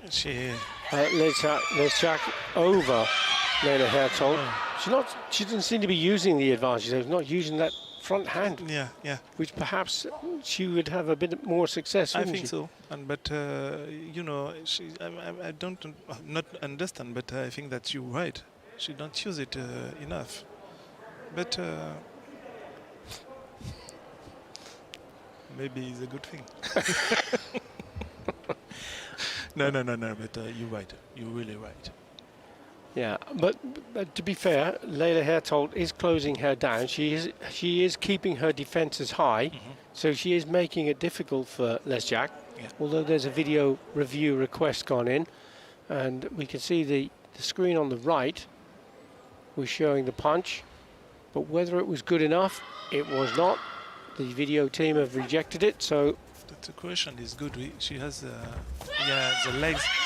I was talking about her legs. She is very flexible. For the range. Yeah. And this time it is Hertold who receives a warning for pushing. There's a video. She's now on a Keikoku, second level. Front hand Gazamazuki there from Hertold. Now feeling a little more pressure from Lesjak.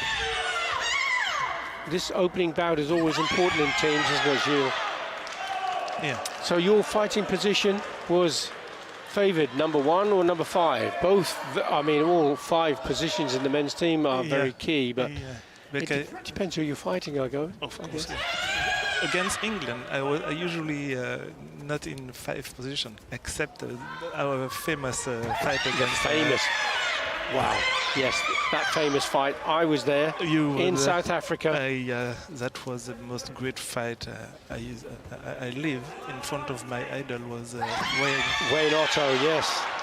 And you came out on top, I have to say. Yeah. After after 5 bouts, it was a tie on bouts. It was a tie on points. I had to go for an extra bout. It went to an extra bout. And it was you and it was Wayne Otto who came out to fight. And my goodness me, what a dramatic moment that was in South Africa, in Sun City, way back in 1996. Very fast front hand there from Lila Hertog, wasn't it? And again, she extends her lead by a further Yuko. 5 points to 2 she now leads, and she has the Senchu advantage. Whoever's coming out number 2, well, I can tell you it's going to be Lizzie Agier. And Lizzie Agier, she'll be feeling quite pleased with the fact that she's had a little bit of the pressure taken away if this results in a win. But can she use those long kicks? No, she can't. Not on this occasion. So the first win goes to France with 5 points.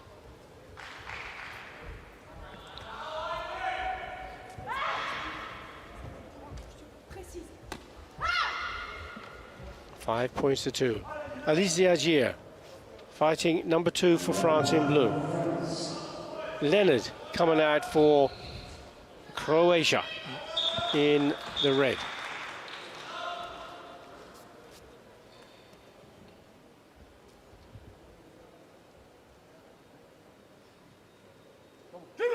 Referee just holding back until the scoreboard has caught up and ready to go, and it has now, so we're into the bout.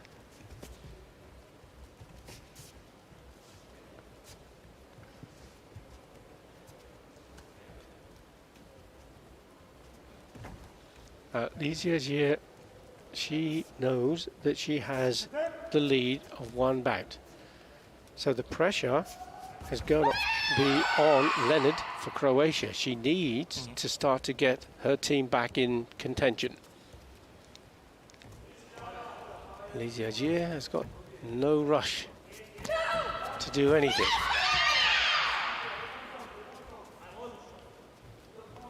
She has to wait and just react on the good timing on the attacks on the opponent. And capitalize on any weakness that Leonard might have. Of course, Leonard is going to be well aware of that. Leonard is trying to find the right place, the right time, the right attack to the right target.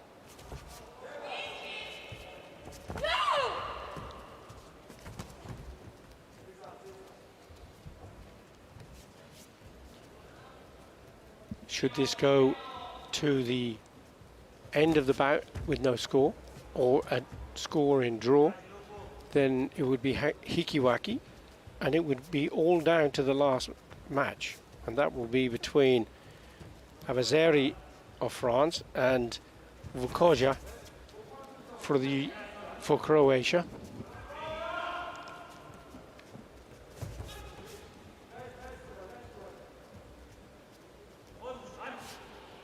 Didn't seem a great deal of real commitment in that attack. It was just a teasing, testing, lift the leg. What happens if I do this? As you is thinking. Test if there's any reaction, and if there is, what kind of reaction. But I think the Croatian.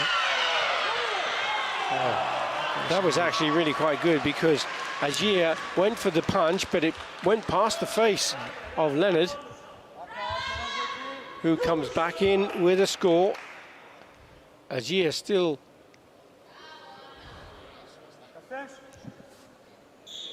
has to change her tactic now at the moment.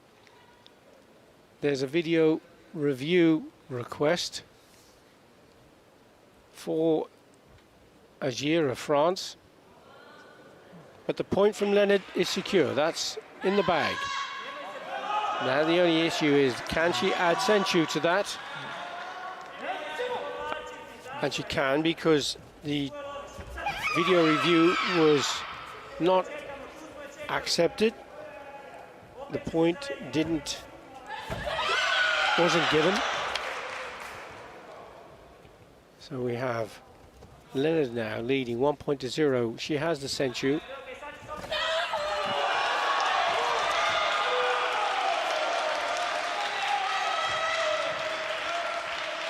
All cheers from those that are. There's no crowd here in the arena. There are plenty of Croatian in the staff, and That's where the reaction is coming from. 2 points to 0. Leonard now leads for Croatia in the second bout. First bout going to France. Coming into the last 15 seconds, there is a video review request from the coach of Leonard.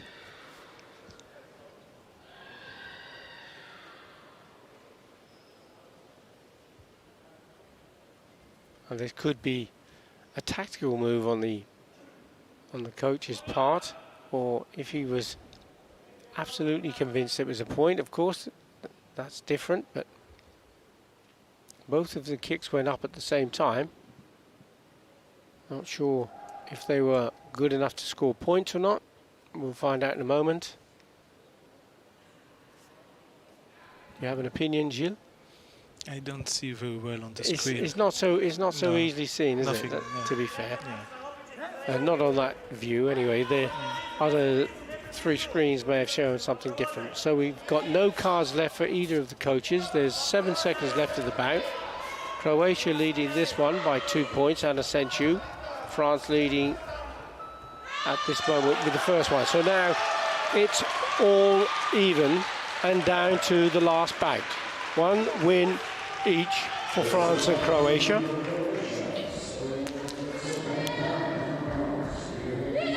Now, just so that you understand where we are, I'm sure lots of you do, but if you don't, the scores so far are that in the first bout, France scored 5 points. In the second bout, they didn't score any. In the first bout, Croatia scored 2 points, and in the second bout, 2 points. So it is 5-4 on points, 1 win each. Should this go to a draw, France would win by 1 point. Croatia will know that. They'll need to either win or get... They've got no choice, so that's why they have to go for it. And there's a good counter punch there from the third fighter for France, Avazeri.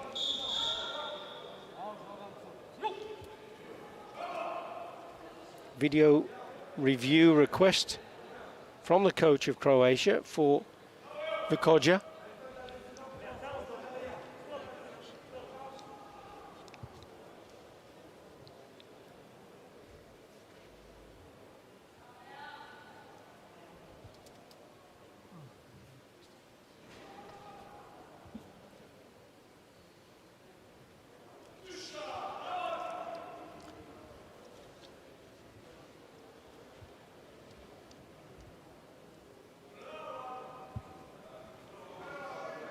So here's a thought, Gilles, whilst we're waiting for the outcome of this.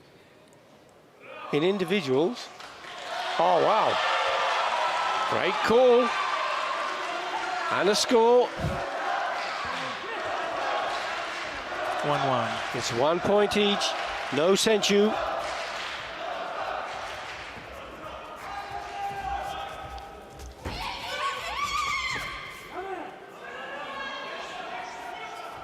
Should an individual match go to a draw on scores, 1-1, and one has a centu, the win goes to the fighter with the centu. Yeah. Should the result of a team match go to a draw on wins, it goes to point count back.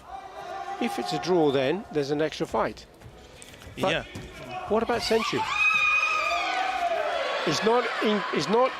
It doesn't affect the outcome of the bout at the moment.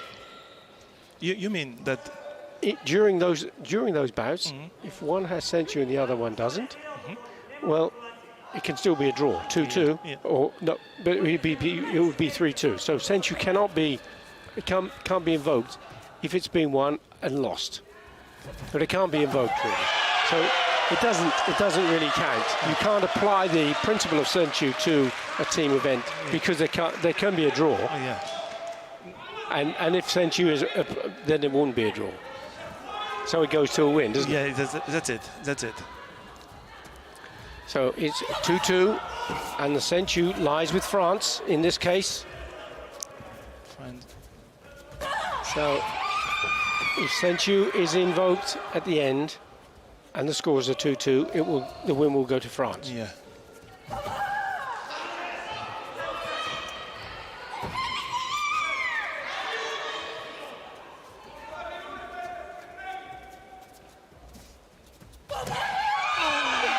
Fast Jordan Zuki there as a counter punch. Certainly did draw the flags out. This is a really strong performance, I have to say, from Avazeri.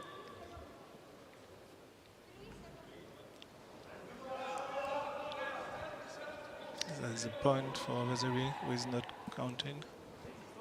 Only. It should be on the scoreboard. There was a score given.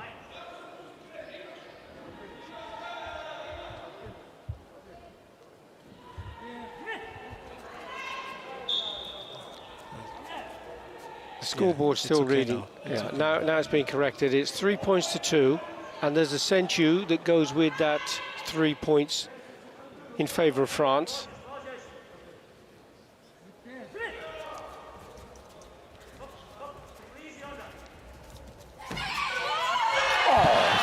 Washi, audible Washi. That was very close. That was I very close. think But there is a video review. Now this will be really interesting and very, very important, because at the moment the score is 3-2. Now, did the kick go in? Did the kick go up? Well, that angle, it could be seen that the foot has passed the head, but did the hit? Yes, that was so close though, wasn't it, Gilles? Whoa. It was very, very close. From my eyes, I've seen it, but by the screen, I think it touched his back. But Yes. That one though, that was no mistake there. Avazeri really should have had her hand up. She knew that was going to come. And what a marvellous, marvellous technique there from Vukocha of Croatia. She now leads 5 points to 3.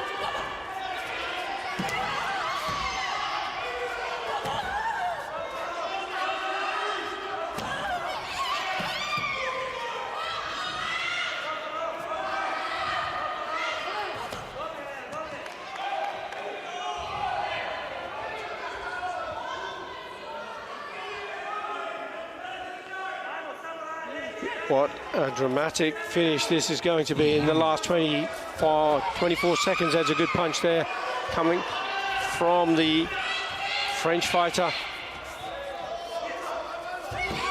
Vukocha moves out of the area, moves out of the way. Yeah. Avazeri puts in a punch, but the flags have come up. Yeah, the Croatian is doing a good job. There has to be very more focus, but Whichever one. Oh, the Oromawashi again. That, to be fair, I yeah, know, of Gilles, course. that was It a was beautiful. wonderful technique, it was wasn't it, beautiful. from Vukocha. What an amazing technique that she's pulled off. And look how she still goes forward. Avazeri still trying desperately to get back in, but no, it's to no avail, because the win and the European bronze medal